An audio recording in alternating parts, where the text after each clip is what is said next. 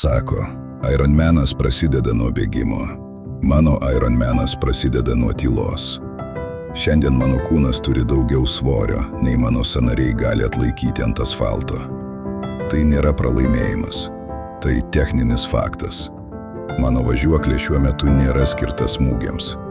Jei bėgčiau dabar, aš sulaužyčiau savo ateitį vardan trumpalaikio ego. Todėl aš pasirinkau vandenį. Baseinas nėra tik takelis plaukimui. Tai vienintelė vieta šioje planetoje, kur gravitacija praranda galią.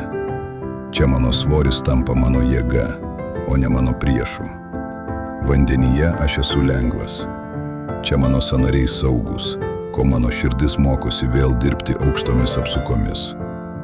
Iron Romeo nėra sporto projektas, tai sisteminė renovacija.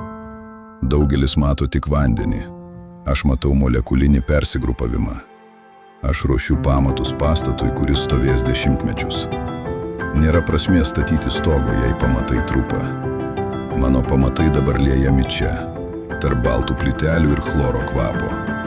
Mano viršvaris – tai tik laikinai sukauptas rezervas, kurį aš dabar konvertuoju į ištvermę. Kiekvienas grybšnis yra žinutė mano ląstelėms. Mes ruošiamės sugrįžimui. Aš dar nebėgu. Ne todėl, kad negaliu, o todėl, kad aš gerbiu savo biologiją. Aš esu savo kūno architektas, o ne jo kankintojas. Ateis diena, kai mano svoris ir mano valia susitiks idealiame taške. Tada aš išlipsiu iš vandens ir asfaltas drebės po mano kojomis. Bet šiandien aš mokausi būti suverenus čia. Ten, kur ramu. Ten, kur esu laisvas nuo žemės traukos. Iron Romeo. Tai ne apie finišą.